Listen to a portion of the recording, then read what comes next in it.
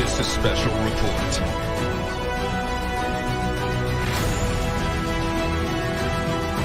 Black holes are one of the strangest things in existence. Neil Armstrong may have seen extraterrestrials on the moon.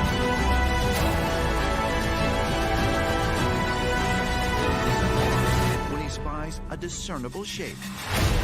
It's one small step for man, one giant leap for mankind. You can deny all the things I've seen, all the things I've discovered, but not for much longer. Because too many others know what's happening out there. And no one, no government agency has jurisdiction over the truth. Welcome, everybody, to Full Spectrum Universe. My name is Rob Yonks. We are the embattled broadcast from behind enemy lines in the once great state of New York.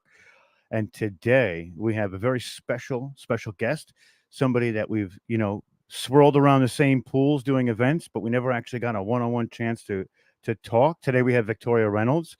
Victoria Reynolds is an extraordinary woman. She is a spiritual luminary, a storyteller, an oracle of freedom, and an embodied angel. Victoria was born in a polygamist cult in the mountains of Montana, where she faced a continual barrage of mental, emotional, physical, sexual, and spiritual trauma before running away from home as a teenager. Against all odds, she went on to become a successful entrepreneur.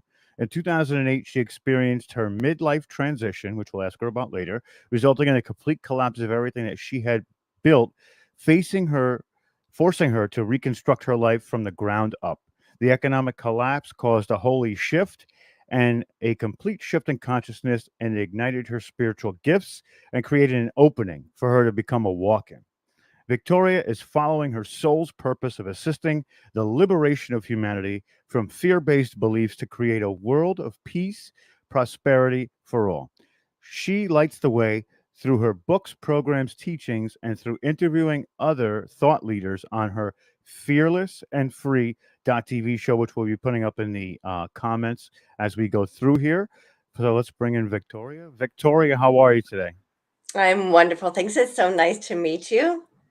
Oh, it's great to meet you. We've done so many events, but we never actually got a chance to speak during those events because I guess we were on different sides of the board at that point. And we see Omar out there. We love everybody joining us today. This is just going to be such an amazing broadcast. I feel it already from the energy just in the back room.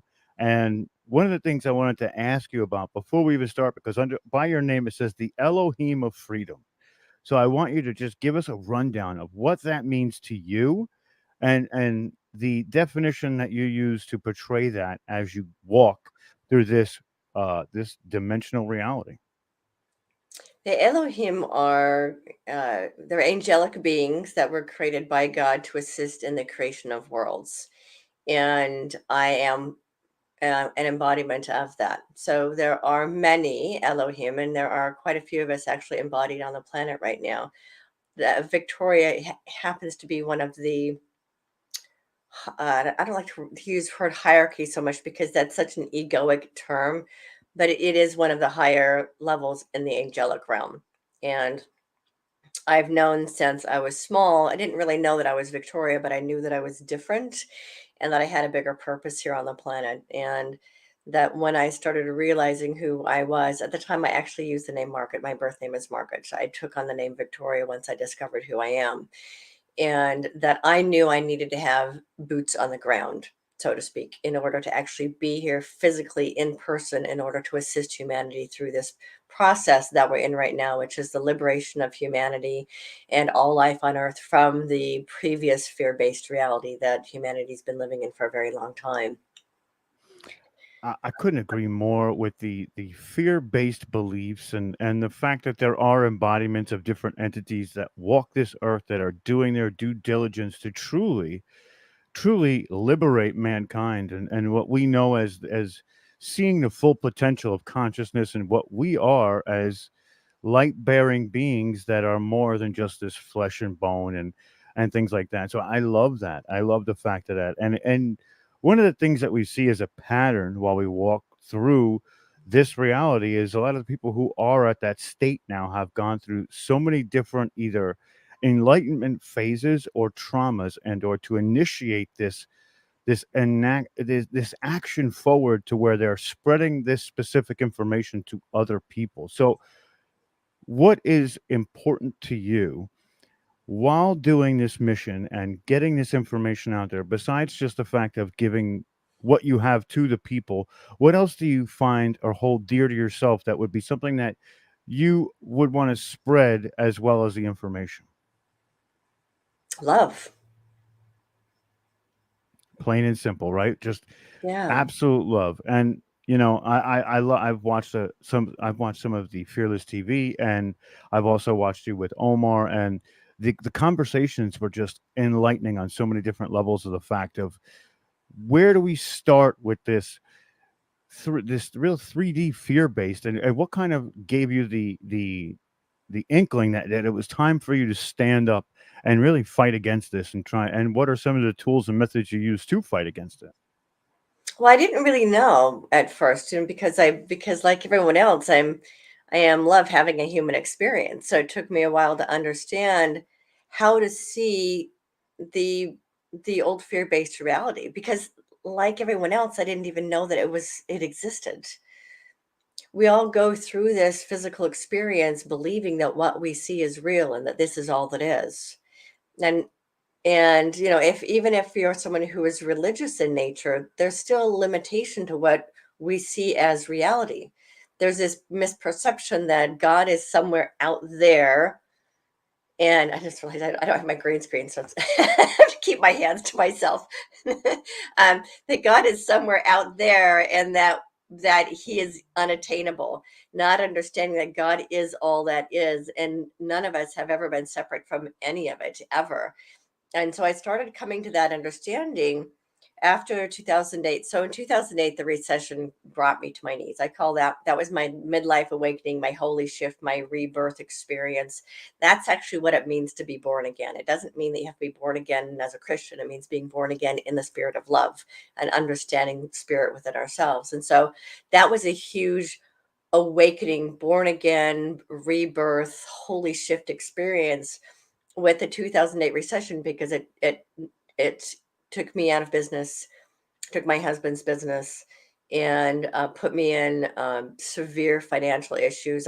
My house was in foreclosure. We were in bankruptcy, and both of my kids were diagnosed with learning disorders. So it was a really, really difficult time for me.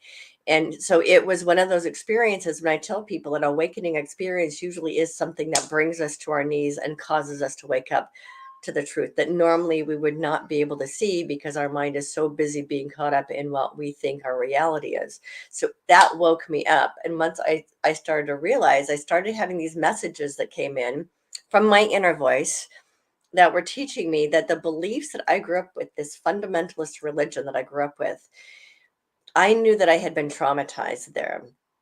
And and of course, what I know now is that on a soul level, I intentionally put myself there so that I could learn the lessons I needed to learn in order for me to teach what I'm here to teach. I couldn't be who I'm here to be if I hadn't had all of those painful experiences as a child. That's interesting. The visual I'm getting right now is a fine marble statue, right?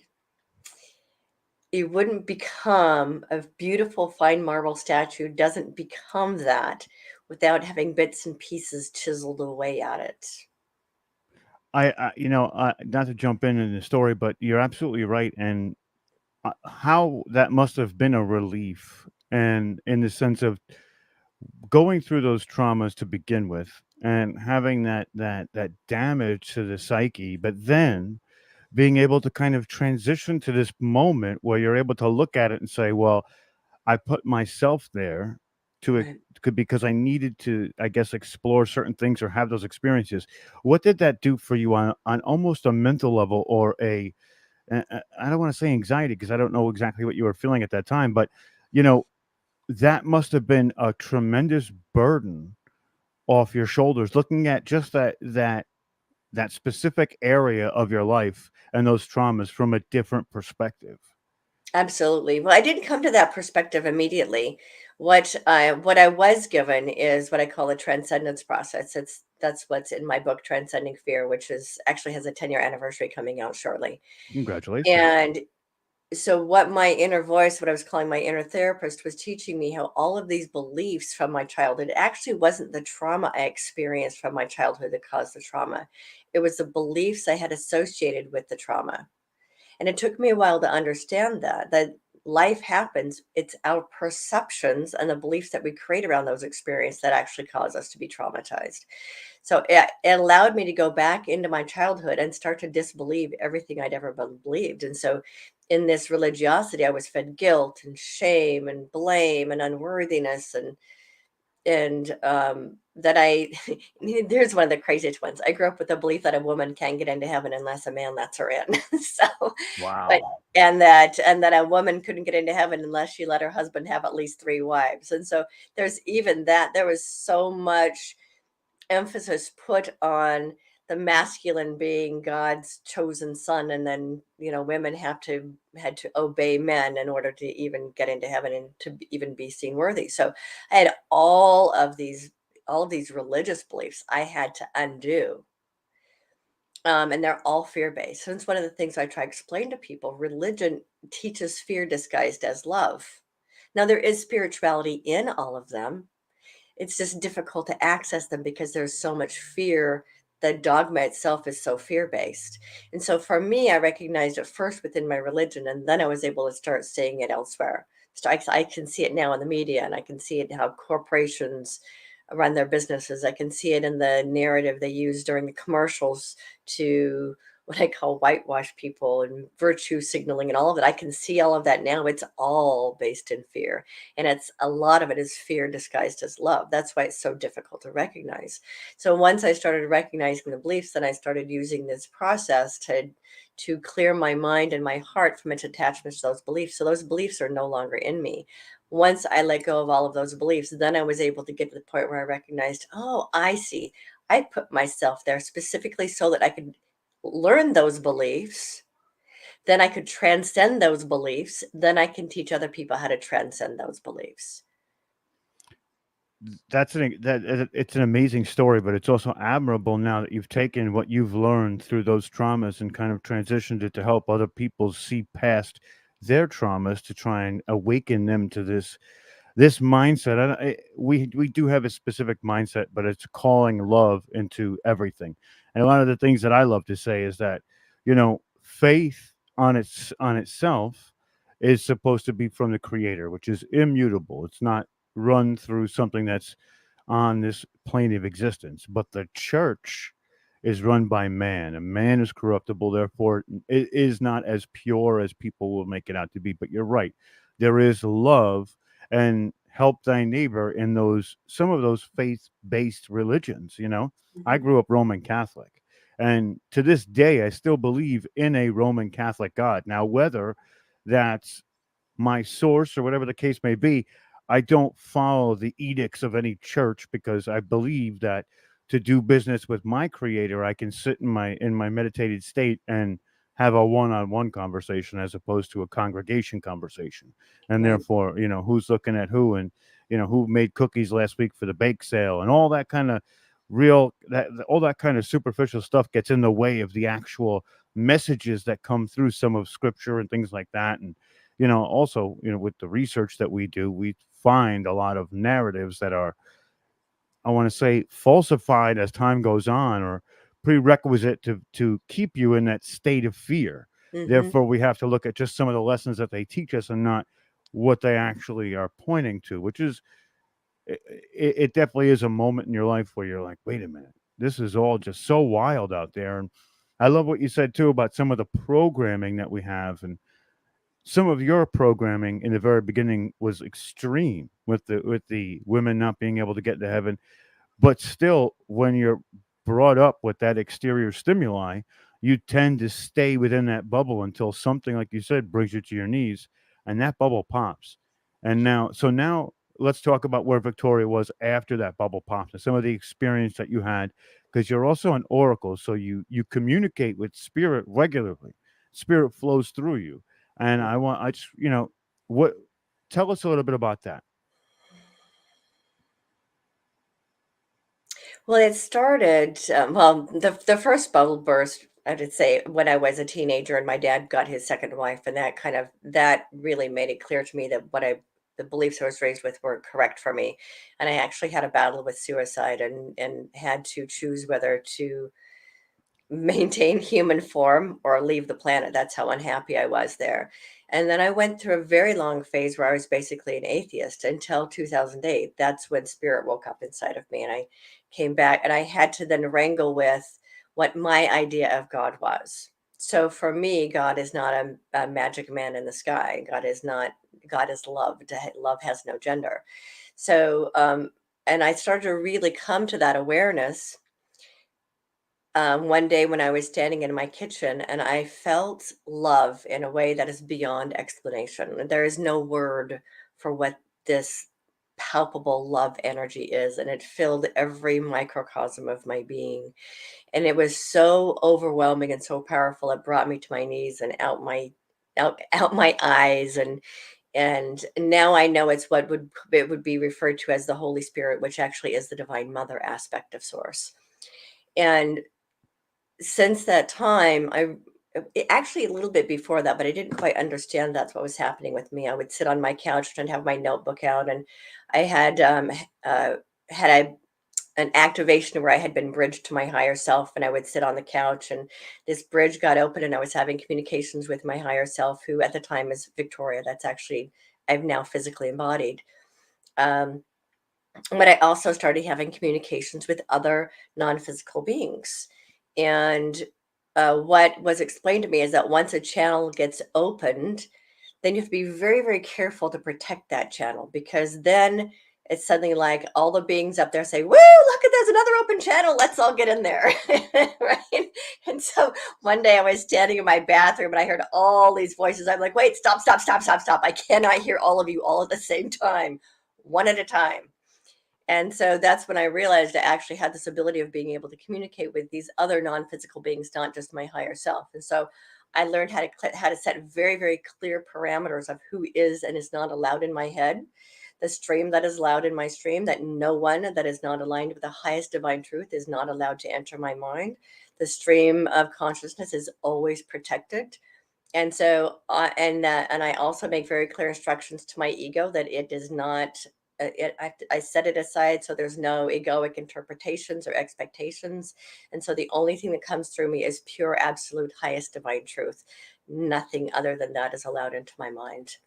And so, because I set those very clear parameters, that's why when people see me on camera, like you just see this, you're so genuine and you're so real, and because that is it. I'm just streaming love. I actually call it love streaming.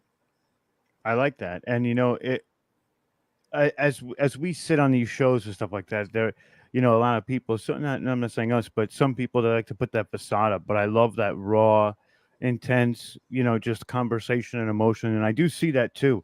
And talking about what you let into your stream of consciousness is, that really took me back to CERN and turning on CERN the other day, and how they say that they're letting in these entities that are, less savory, let's say, and how people are not of the understanding all the time that you can tell what's coming to you, that they are allowed or not allowed. They have to have permission to enter, whether good or bad.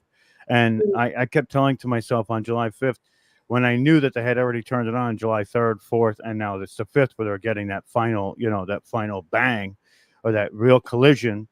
I kept every day wake up and say, "You're not allowed. Whatever it is, if you're dark or you're not of the light, you are out of here. You're gone. Go away. You can't. You have no reverence in here, and that's it."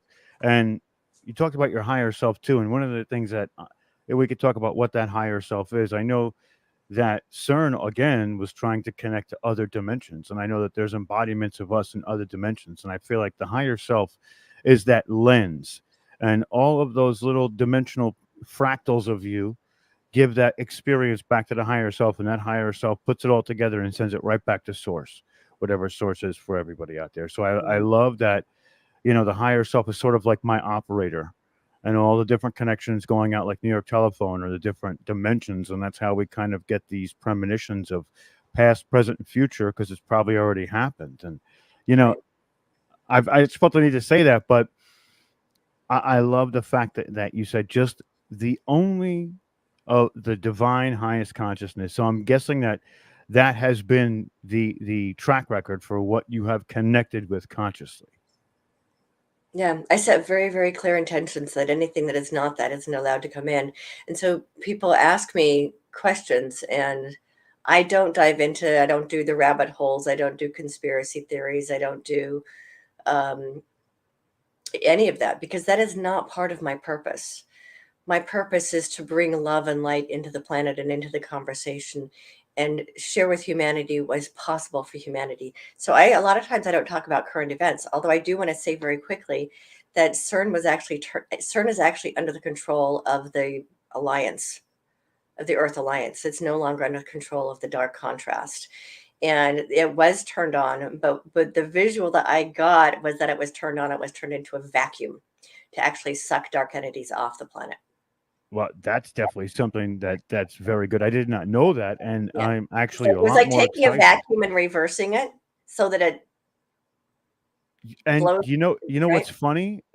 I think that now that we look at what the occurrences of yesterday with the Georgia Guidestones and things like that, that could be the most plausible possibility of what was going on, because now we see this all of a sudden that the humanity's chest kind of comes out and it's sticking out now, saying, "Listen, we're putting up that wall." And now that was mind blowing for me right now. My head is still processing it, and I love that you said that. That's great news. That's great news, and we can see this ripple effect now that we're looking at it from that perspective. And this is the importance of talking to people like yourself and others, is to get that information, because now look, I'm looking at what happened yesterday, and I actually wrote an article on my Substack about what the causation was, or what was the outcome of who's taking responsibility for what happened to the Georgia Guidestones and what that symbolically means. And now it makes so much more sense. And I feel like I have to go back and revise that a little bit now, because knowing that there is a consorted effort, which is something else I wanted to get into that I heard you say on another show, was that we're in this great convergence now, Mhm. as opposed to this divisive nature that we see on the outside, but the community is on a convergence now. So what does that mean to you? And can you explain what the great convergence is for everybody? Well, what's happening is that, but we have pretty much always been told that we're divided, but I don't use good, wrong, right, wrong, bad, evil, all that. I use the truth that we are here to experience the contrast of light and dark. So there are some beings here who serve the dark side of the contrast, and that they have an idea, an agenda that of what they want this human experience to look like in their particular timeline. And now you were talking about all the different timelines that are out there. They've actually been converging. So I started seeing about a year ago these 12 different timelines that were, it looks like a freeway with 12 lanes, and those lanes are slowly coming together and converging into one. You can't take 12 freeway lanes and slam them into one lane without causing mass chaos. So they've been slowly converging together to get us to get everyone into the ascension timeline. And so that convergence of timelines started about a year or two ago. But what started happening a couple of months ago is the convergence of the human heart. So we've had up to this point this incredible division, this divisiveness that was created intentionally to prevent us from coming together. Because the dark contrast knows that when we come together, there's nothing they can do to stop us, because there's a teeny tiny small number of them and 8 billion of us. So the last thing they want is for us to come together in unity about anything. That's why they've been pushing black versus white, old versus young, gay versus straight, all of that to keep us from coming together on any one particular thing.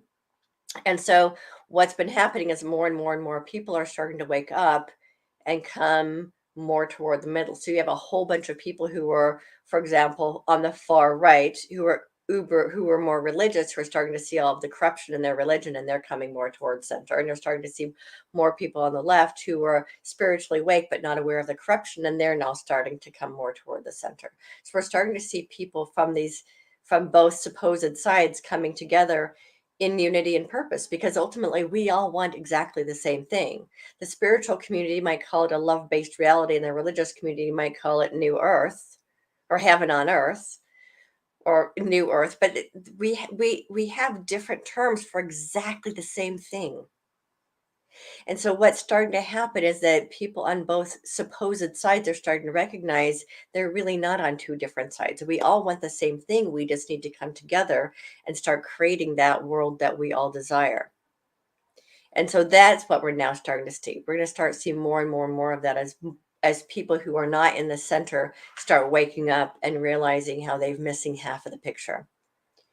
And I think that's perfect. There's a perfect way to do it too, and it sounds exactly on the right track. And I love that because it reminds me of. So I used to be big into comic books, but it reminds me of a comic book, and it was the DC verse, and they had this golden age of heroes where all of these different Earths snapped into one timeline, and now certain people who weren't on the same plane of existence are now on the same plane of existence. And I truly believe that we are in that time because the ideologues that are on the left and the right mhm, are now seeing that humanity is the key, and humanity and that momentum forward to be more symbiotic with our surroundings and each other is the ultimate goal, no matter what your other existential beliefs are. And they're truly existential because what exactly is it? If you like a specific candidate or a specific person, how in the long run is that going to essentially help our children's children 50 years from now? We have to get rid of this. I don't want to say that just a lot of those cultural, we hold on to those cultural aspects so tightly, so tightly. And I think that that's got to be a little bit more blasé, and who cares? Who cares what everybody thinks? And as long as you're here for humanity and we're all together hand in hand moving forward into a harmonious future. And that's why me and Dr. Joan are doing the Tartarian series, because we feel that there were these golden age pockets in mhm. our timelines, and then there was these resets by forces that were a little less savory and wanted to take full control, and now we're at that precipice again. And what you're saying is so right on. I really feel like we are in that convergence. And in a time like that where, let's say, in 2008 to now, is that still the same? Was that the start of where was the start of the beginning of the convergence? And if so, what was spirit saying to you at that time as opposed to now?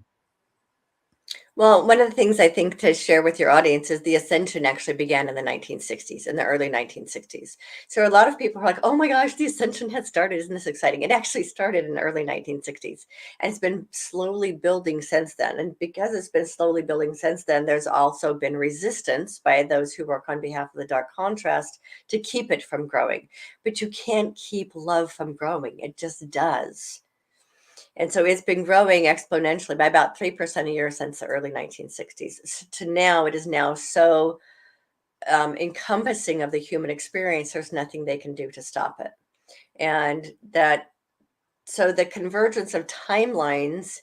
Okay, so convergence has taken place over a couple of different things. There was a convergence in 2012 of the third dimension and the fourth dimension.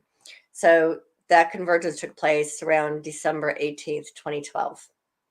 That then allowed humanity to start to move through the 4D spiritual spiral, as I call it. Some people call it this the bridge. It's the place where human beings learn to become more loving and more conscious between the fear-based third dimensional reality and the love-based fifth dimensional reality. In order to go from 3D to 5D, we have to move up the spiritual spiral, which is the fourth dimension. And so 4D converging with 3D allowed humanity to move much quicker because 4D is here and present in our physical reality.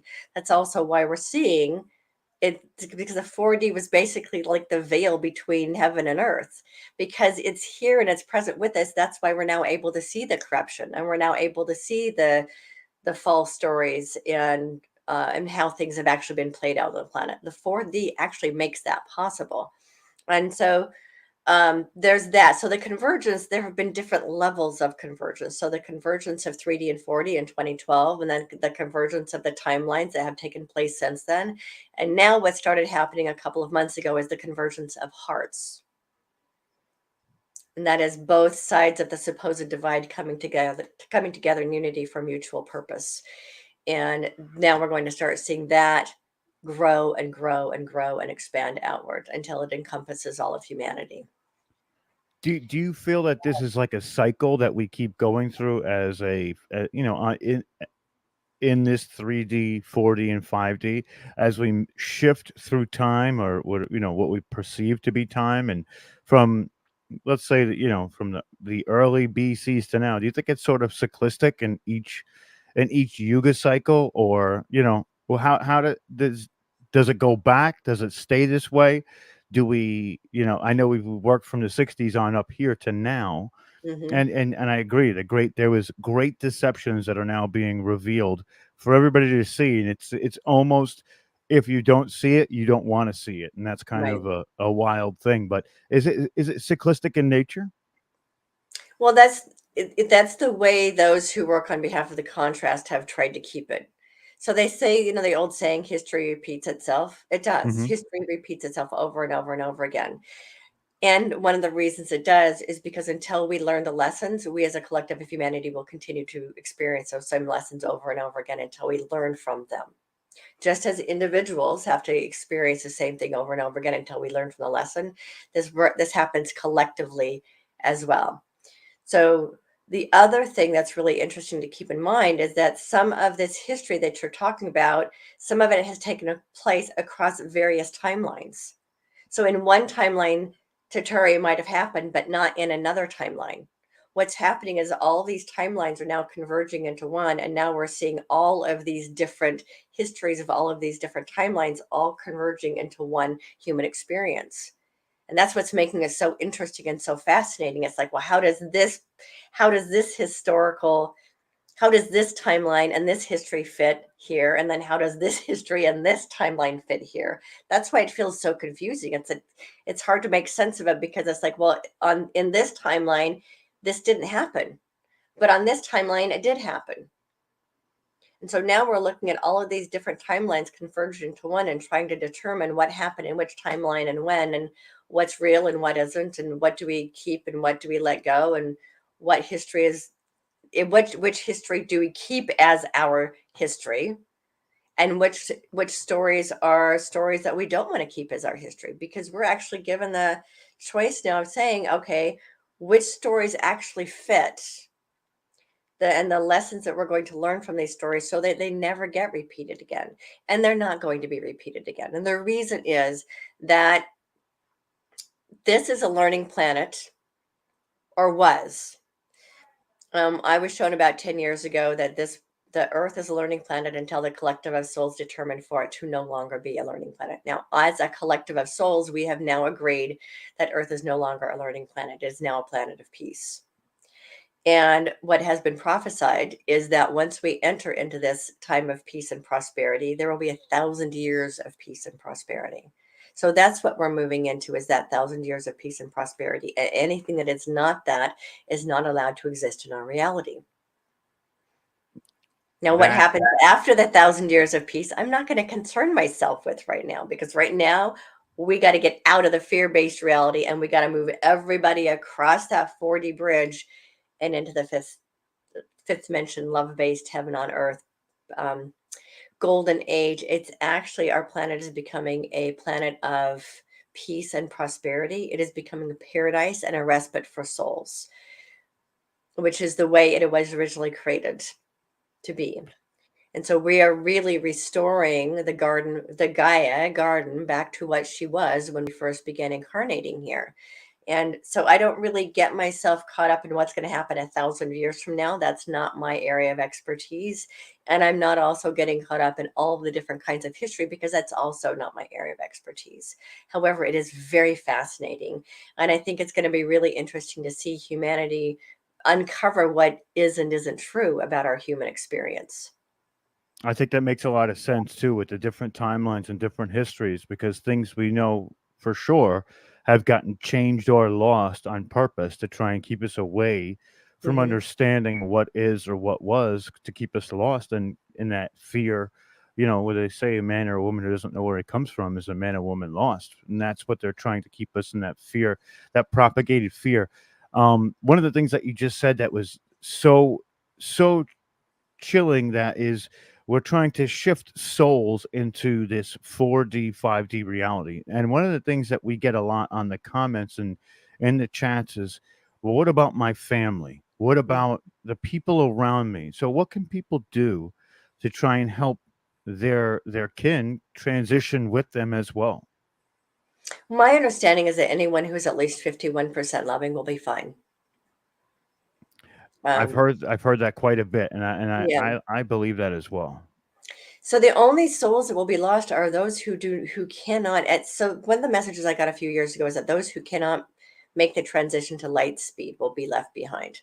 What that really means is that those who are not able to find the light within themselves and the love within themselves won't be able to make that transition. So the only people who are leaving this planet are people who either on a soul level, their soul has agreed that their soul contract is complete. So this isn't to say the only people leaving the planet right now are terrible people. Obviously, that's not true.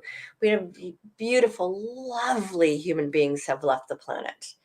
It's only because it's their soul agreement that it's time for them to transition out. And there are those beings who cannot change their resonance into loving will be disinvited from the earth game, and they'll be sent someplace else to continue to play out their karma and their learning experiences. This earth will become a planet of peace and prosperity. And so if a person is at least 50% loving, if they're not entirely service to self, if they're anyone who is service to the dark will not remain. Those who are only service to self might be rehabilitatable. Well, that's a hard word. Okay, can be rehabilitated. Okay, and those who are primarily loving will be just fine. So for those of us who have family members who we love and who participated in this, I know that's the greatest concern for people. If it is in their soul's contract and agreement, they will be fine. It makes a Their lot of bodies sense. can be purged of that poison. It makes a lot of sense, and it reminds me of the Hopi prophecy with the great split at the next winter solstice and summer solstice, that the lower frequency people will either remain and will transition to that new utopian style of Earth that's the higher frequency, or vice versa. But there will be this great split. Now, thinking about the convergence now and that split, it means that we're going to converge right before that great split again, right? And it's going to kind of do its thing and bring those people potentially back together with us at a later date. It's going to keep converging at that point, correct? Well, the split already started. Right, right. Yeah. Yeah. The two different realities have already started splitting off. Um, they're growing further and further and further apart to the point where people will no longer be able to make the leap from 3D to 5D. Right? There is going to be a split. But most of those people, what we're trying to do is get everybody onto that 4D bridge as much as possible. And so that they can then move up that spiritual spiral into 5D. That's ultimately the goal. So we want everybody to come along. I mean, one of the things I say all the time is no one gets left behind. And Archangel Michael says the same thing. Preferably no one gets left behind. So the only people that get left behind are those on a soul level have chosen to not ascend. That's where it gets difficult for people, is to understand what we as a human beings want versus what the soul has already predetermined is best for the soul. And so there are people who will be left behind, because on a soul level, that's what the soul has already chosen. It definitely makes sense, and that's where free will comes in, and choosing the path before we even get here. And a lot of Right. people think that the free will is within this reality, but it was actually before, when your mission was laid out, you know. Right. And it's just truly fascinating to hear about this, and talk about spirit in that sense, and I always get like a real glow about me or a little bubbly when we talk about spirit because I feel that it has such a tremendous impact on what we're doing now and the missions that we were all given, and to think that we were somewhat once like that, and now down here in this embodiment, it gives me great hope for the day we go and rejoin that spiritual family out on the other side of the veil. And you know, I hope that I myself that I'm one of those people who would be in spirit talking to somebody like you and trying to lead humanity as in a way that is always beneficial to them into the future. But we will never really truly know until we get there. But you know, Right. what is spirit telling you now to help some of those people to transition a little bit easier? What tools are they giving you to help humanity at this time? I know you have, you know, Fearless and Free TV, and I want you to tell us how that came to be, because I'm sure that that is a center of, you know, your life's work and your progression to this point. Yeah, it was an idea that came to me about 5 or 6 years ago. More longer than that. I actually got my YouTube channel in 2011 and didn't do anything with it until 2020. And I started getting the guidance in the spring of 2020 that it was time to that actually, but the guidance I got in 2020 is that every person who has the ability to have a TV show needs to have one, because people needed to get information. The only thing they were getting was on television, or they were getting all this dark stuff, and that we needed to start having shows everywhere so that when people turn on YouTube, we're what they see. When they turn on the TV, we're what they see. They need hope, they need light, they need truth, they need love. And so many people are just not getting that. They're getting negative, negative, negative, negative, negative. And so what I was shown with Fearless and Free TV is to teach people spiritual freedom. And spiritual freedom ultimately is freedom from fear. And that's really the primary focus of Fearless and Free TV. So some of it's my own teaching, some of it is me interviewing guests, some of it is me channeling messages from the guardians, as I call them. I work with what I call the Guardians of Light. It's a group of ascended masters that I work with. And so it is a combination of those various types of shows. And all of it, the intent behind all of it is to help humanity find their spiritual center and their freedom from fear. And then I Yeah, have my transcendence process class that I teach, and the next class starts up in September. and they can find that on your website, Mhm. right? And then we put the website in the chat. It's also underneath this video right now in the description. So if you like what you're hearing, sign up. I'm gonna be signing up myself, and you know, I love listening to what you had to do. I was going through a lot of your different shows and catalogs to get, you know, prepped for the show, and I was just like, this is incredible. It's incredible work. So I commend you, and you know, I salute you, and it's admirable what you do, and trying to help people, and we try and do that here as well.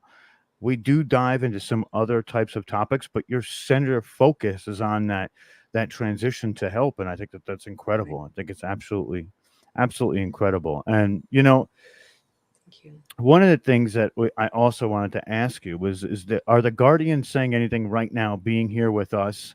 Is there any message that's coming through you for to give to the audience while we're here? The message that came from me earlier today is brace for impact. But what's really interesting is that the human mind tends to take terms like that and flip them into something that can be scary. So bracing for impact isn't about that we are going to like get slammed by another planet. That's one of the things I was taught growing up, that Planet X was going to smash into Earth, and that everyone would die except for us 144,000 people, right? And then everybody else, right? So all these fear-based stories, or that there was going to be an impact of a massive earthquake or anything like that.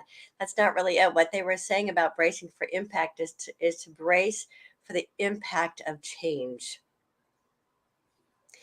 and that there are going to be events happening that are going to impact us, and to stay loving through all of it. No matter what happens, to stay loving. No matter what happens, to stay out of fear, because the dark contrast is doing everything it possibly can to keep us afraid. That's why it's continually bombarding us with stories of all these horror stories of war. And it's so funny, what I'm hearing is war and rumors of war. That's actually one of the prophecies. And that, so a lot of people are really feeling terrified because of the food shortages and the wars and all this stuff that's coming across the airwaves, specifically for the purpose of keeping people in fear. And so the important thing is, as you brace for impact, know that things are coming that are going to impact us, and stay out of fear. Stay in the loving, stay in the truth that the guardians have this. The earth already has this. Mother Earth is actually working with the Alliance of Light and with the light beings and with the guardians. They're all working together to ensure that we come through this. And I was guaranteed years ago, when I was first shown that we were going to have an interim government and that all of the corruption was going to be exposed, I was shown that it would happen slowly enough for people to acclimate to it, and that it was going to be as chaos free as possible. So what's really important is for people to focus on staying in the loving, staying out of fear and chaos, and know that all is well. The old systems have to collapse, and we will be rebuilding the new systems before the old ones finish collapsing, so that humanity doesn't go through mass chaos and doesn't get sucked down into this fear spiral, which is where the dark side of the contrast wants us to go. That will not be allowed to happen. So stay in faith, stay out of fear, and stay loving, and stay knowing the truth that light is winning this, and that we are going to be entering this golden age of humanity, and that heaven on earth is guaranteed. When you say, brace for impact, I actually get excited because we're going to be able to access some of the dormant DNA, but also the dormant memories and that connection, like you said, to that 4D bridge is going to show us all of our abilities, our potentials are going to be met. And that to me is truly the path of which I would love to be on, because, Yeah. I'm going to tell you a little story about what happened in the last couple of days that kind of gave me this different look on my actual abilities, in a way that they can be actually tangible abilities, not just of the consciousness and the mind. And I was watching TikTok videos here and again. I have some of the vices of everyday people too. I'm not perfect, but we were watching TikTok videos and they were asking trees, which are sentient, to touch their shoulders. And I was like, okay, this is, first one looked a little fishy. I'm like, yeah, all right, okay. I get to the next one, they do it again. And I say to myself, this is insane. I've got to try this. If this is what I think it is, I've got to try it. I get outside and I go to the tree and I ask it to touch me, and it touches me. And I'm like, get out of town. Like, get out Yeah. of town. This is crazy. So I have it do it 2 more times. And then my neighbor is there. I said, hey, come here for a minute. I want you to make sure that I'm not moving towards this tree, because I want this to happen so bad. I hope I'm not manufacturing it. She watched. I wasn't manufacturing it. Then I went and got my wife and I said, hey, look, you got to watch this. She watched it. Everybody was just incredibly amazed. And I'm like, oh, man. And everybody I've talked to that, I've said it to, I don't know if Omar's tried it yet. He might be the only one, but everybody else has had the same experience, which is showing that the world around us is also becoming, that veil is dropping for them as well, and they're contacting us, and they're giving us the ability to intercommunicate or interact on a level that's so much deeper than anything that we've ever seen before. And this is one of the windows into those potentials. So when you say it's time to, it's really time to brace for impact, I'm like, yes, Yeah. let's do this. Like, that's really probably the opposite of what most people would do. And I'm like, all right, let's get this going. Let's do this. And it's really wild. It's really wild, these experiences that we're having now. And I really feel like that it's such an amazing time to be aware or alive in this reality, in this moment, while this transition is happening, because we get to see that shift from 3D to 4D to 5D. I mean, how many people from before us could have said that they got to see that on a mass scale, right? Right. Yeah, I mean, I think it's been tried a couple of times before in other timelines. This is the first time in this particular timeline, and this is the ascension timeline. So all those other timelines have converged into this one, and it's all led up to this moment in time. And it said to people, and time doesn't really work the way people think it does, but that in this moment, in the time space field of Earth, that we are now um, moving out of this old reality and into the new reality. And that the 40 actually is another dimension of consciousness, as you were saying. So in lower 40, that is where people do their shadow work. So once they pop up out of 3D and they recognize the fear-based reality they've been living in, that's when they begin processing their lives. So 40 is really about processing your life. It is not easy in the beginning for people who think they can just spiritually bypass 40 and go straight from 3 to 5. You got to go through 40. It's kind of like, as I say all the time, it's like trying to go from being a caterpillar to a butterfly with bypassing the cocoon. The 40 is the cocoon. So that's where we're doing all of our life processing. It's where you're recognizing your fear-based beliefs. It's where you're recognizing the corruption on the planet. It's where we're doing our shadow processing, all of that.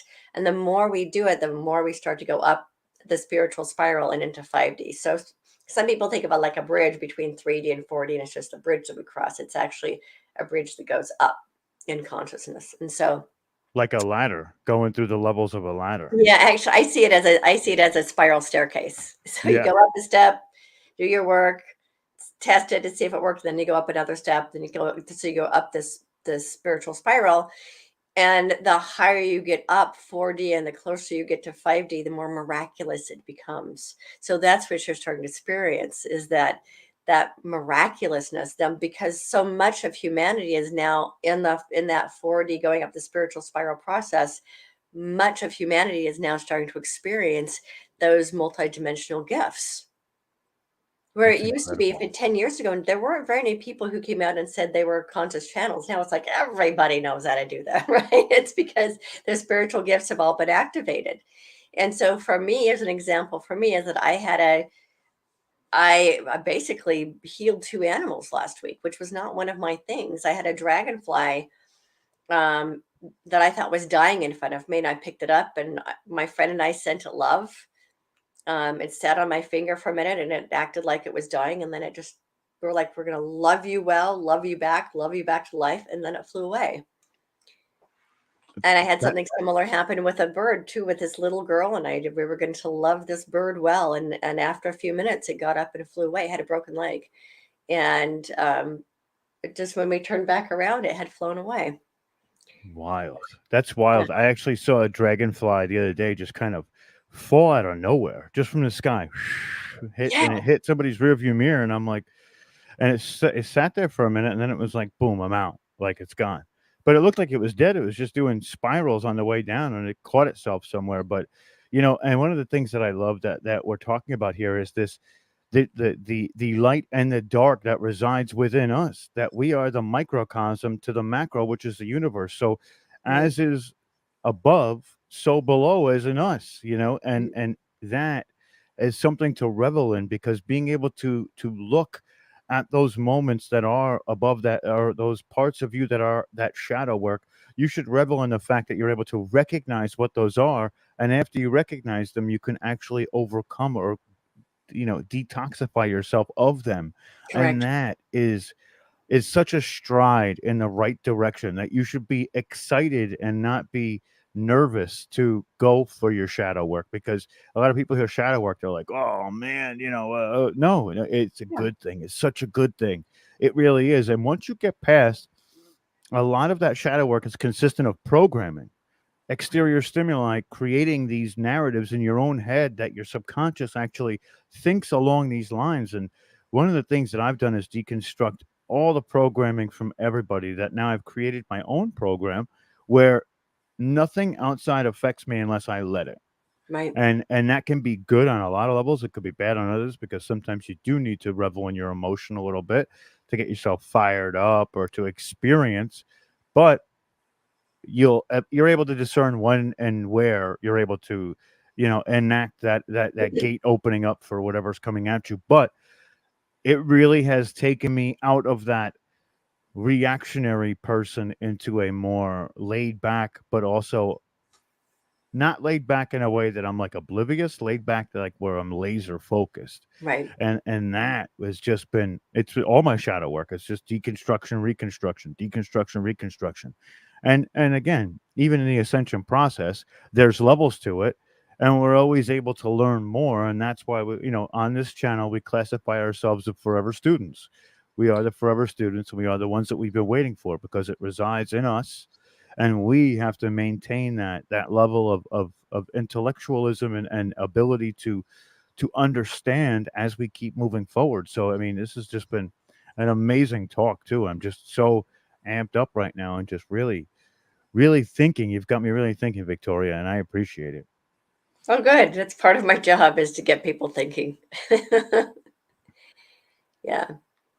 It's And you're been right. So what people really need to understand, as frustrating and difficult and as as doing our shadow work can be, if we want to eliminate the dark shadows from the planet, we have to be willing to work on them within ourselves too. So nothing is ever just one thing. We have to do the work within ourselves. The work we do within ourselves then extends out to the entire planet. So if we want all the darkness to be gone from the planet, we got to look at our own stuff. and Yeah. that's difficult sometimes. It really is, because some of that stuff is on. It's not something you really want to reflect on, but for those moments that you have to, you bite the bullet and you take it full head and you take it head on, because I Yeah. think that on the other side of that will be something that's truly remarkable. And Right. it's also how we get to where we are now, in the sense of learning from those moments as well. Like, you've had a lot of darkness in your past, yet you were able to overcome all of it to be here helping others right now. And that's a testament to who you are. And I think it's incredible. And I commend you for that. That's just, a lot of people probably would have thought that they were broken from that, and you may have at one time too. But now you're here with us, and you're talking, and you're explaining your experiences for others to benefit from it, and that takes tremendous courage. And I applaud you for that as well. We're about coming up on the hour, so I want to give you like 2 minutes to just say anything that you feel that the people listening need to hear, whatever it may be. So anything in particular I want them to know? Anything, Anything. whatever comes I to think I mind. think the most important thing for people to understand is that they are loved no matter what. So this whole idea that we have to earn our way back to God, that God is judgmental, that the beliefs in sin and guilt and shame and all of that is based in fear, and that God's love is unconditional, 100% unconditional, meaning it is absolute, it is pure, and there are no conditions attached to it. So if you were like me, you were raised with this idea of an unconditionally loving God with a big long list of conditions, understand that is all based in fear. God's love is pure. It is absolute, it is omnipotent, and it is unconditional, and it is always there and always present within every single one of us. We simply have to get out of our own way and understand that every single one of us is divine love having a human experience.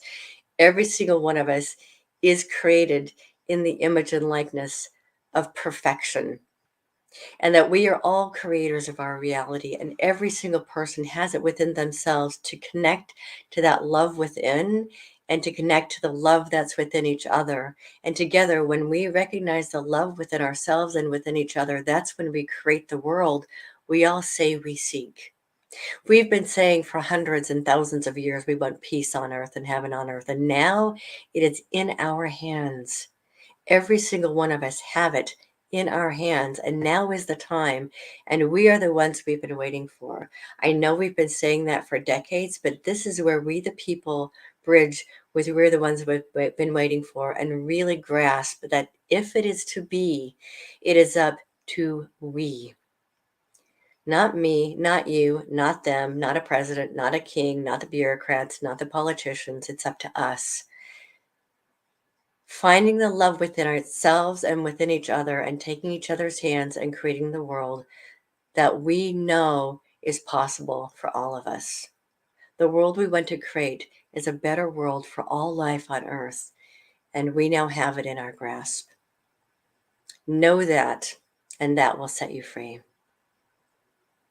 Incredible. That was amazing. That's perfect too. It's just a perfect way to end this show. So Victoria, I just want to thank you again for coming on. I can't wait to do more shows with you. We're going to do some events together. We're going to get you all around the circuit. I know you've already been, but this time we'll actually have conversations. But we're doing it instead of just missing each other. But I really appreciate you coming on. This has been an amazing conversation. It's really been riveting for me because a lot of connections were made, and that to me is a very, very productive interview and a very productive conversation. So I applaud you. I appreciate you. You are loved, and this has just been incredible.